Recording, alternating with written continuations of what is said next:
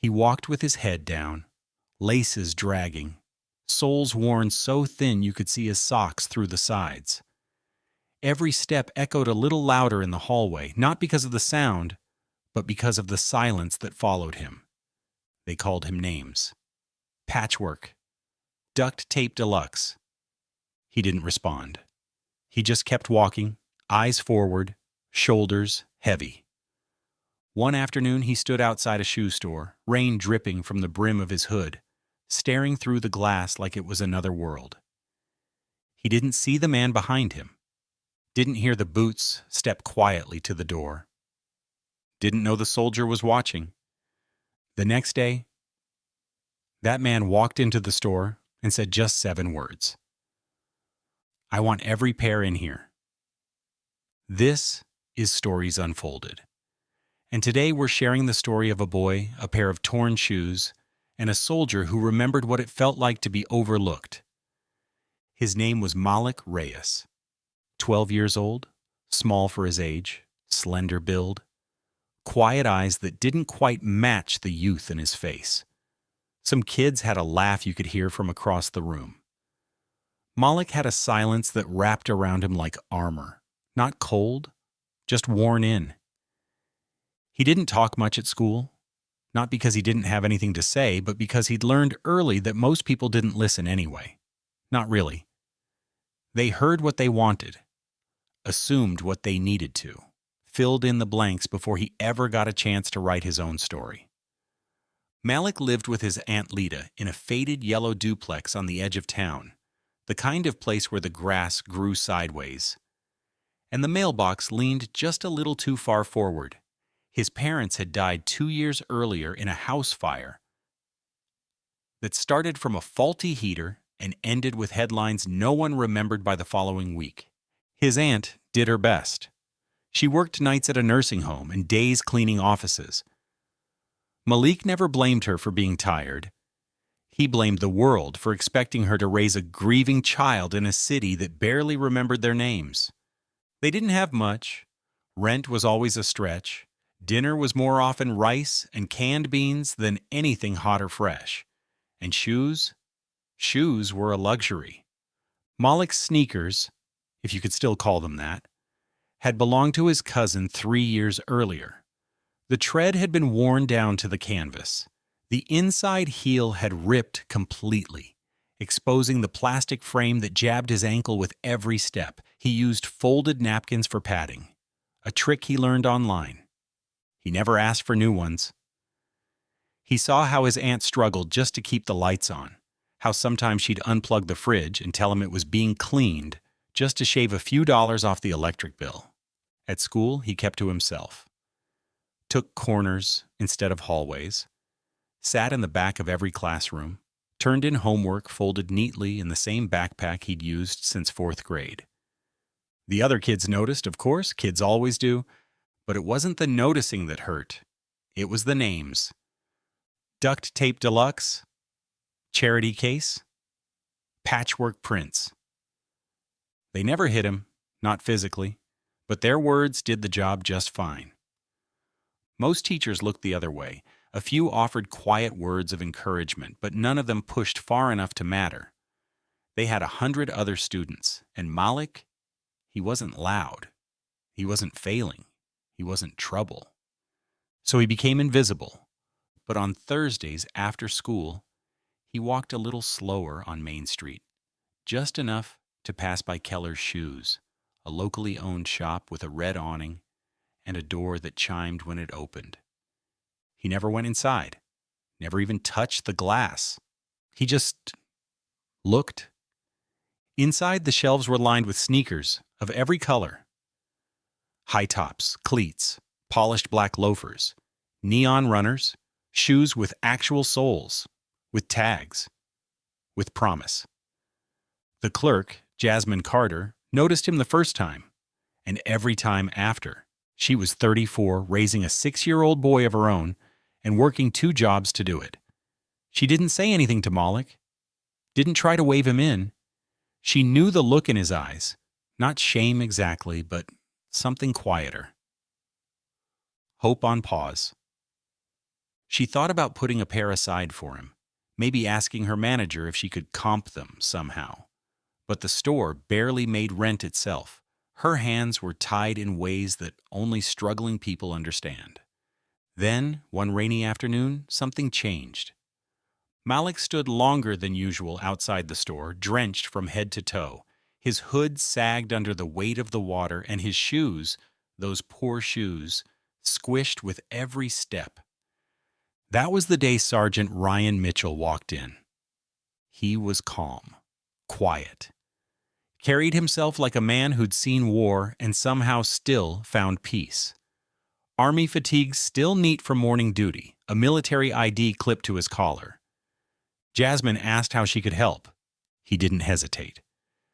"I need every boy's size between 6 and 9, he said. "Every style you've got." She blinked, thought it was a prank, thought maybe he was buying for a local shelter.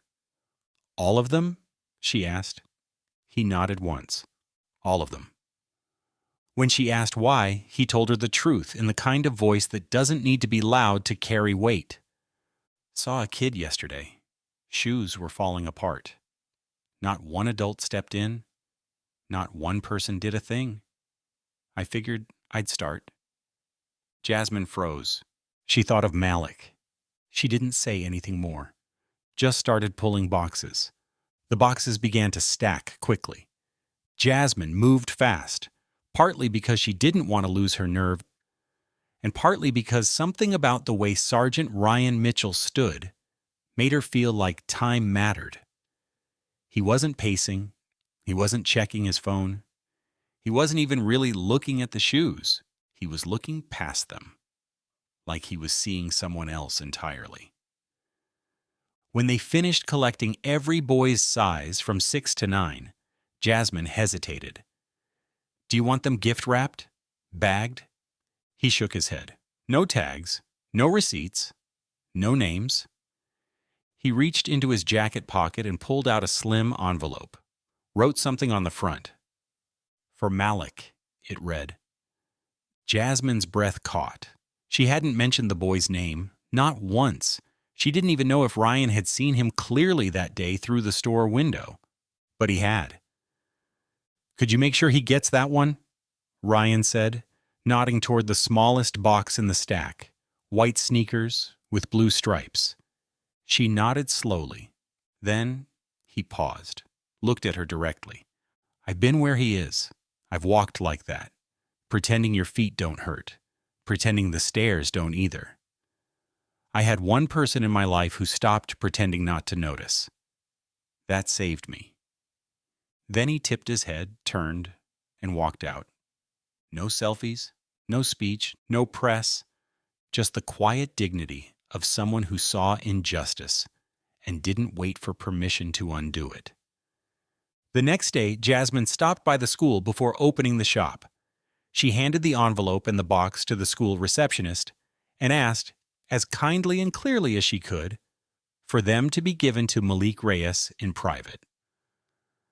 The principal called him down just before lunch. Kids were filing into the cafeteria when the announcement crackled over the speaker.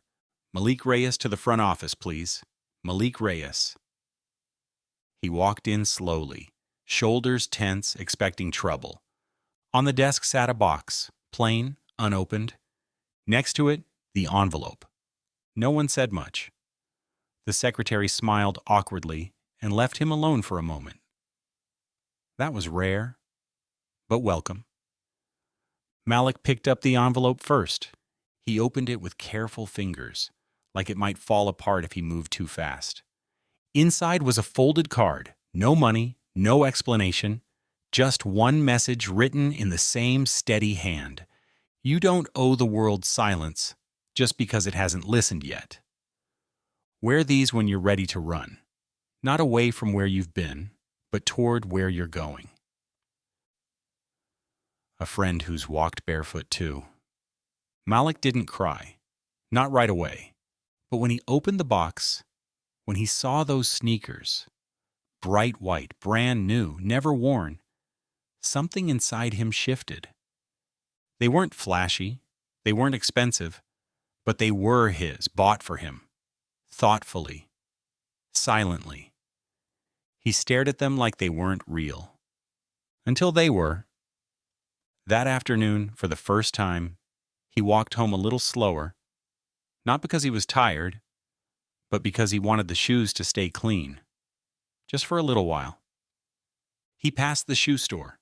Jasmine saw him through the glass. She didn't wave, didn't point, but she saw him smile. Not big, just enough to know, and that was enough. Malik didn't say anything about the shoes at first. Not to the teachers, not to his classmates, not even to his aunt, who noticed them right away when he got home. "Where did those come from?" she asked, narrowing her eyes. He shrugged. "Someone noticed?" She didn't push, just nodded and said, "Whoever it was has good taste." The next day, Malik wore them again, cleaned them before school, tied the laces with precision, walked through the same hallways, but this time something felt different. The bullies still glanced his way, but their words fell short. Their jokes didn't land. Maybe it was the shoes. Maybe it was the way Malik stood, taller somehow, like someone who'd been seen. Later that week, one of them, Jason, the loudest, muttered, "Those kicks are clean." Malik looked up. "Thanks." Jason didn't say anything else, just nodded and walked off. It wasn't an apology, but it was something. Back at the shoe store, Jasmine still had boxes stacked in the back. She'd taken Sergeant Mitchell's words to heart. No names, no questions. So she didn't make a big announcement, didn't tape a sign to the window. Instead, she began working quietly with the school counselor. Students with worn-out shoes would receive donated pairs, left anonymously, by a community member. No child would be called out. No child would feel small. The ripple grew slowly. Word spread quietly, like good rumors always do. Parents started asking if they could donate too. Local businesses offered discounts. A teacher who'd once ignored the hallway teasing asked for a meeting with the principal about bullying protocols. And one Thursday morning, a small white envelope appeared on the shoe store counter. No return address, just Jasmine's name. Inside, a photo. Malik, in the white sneakers, standing on a track field. Head held high, medal around his neck, grinning. On the back of the photo was a message written in pencil, "I ran. I didn't stop. Thank you." Sometimes kindness doesn't echo loudly. It doesn't trend. It doesn't come with a hashtag, but sometimes someone does something no one else sees.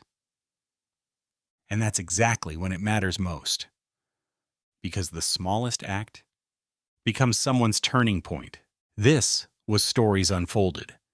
Because behind every quiet moment is a story waiting to be told.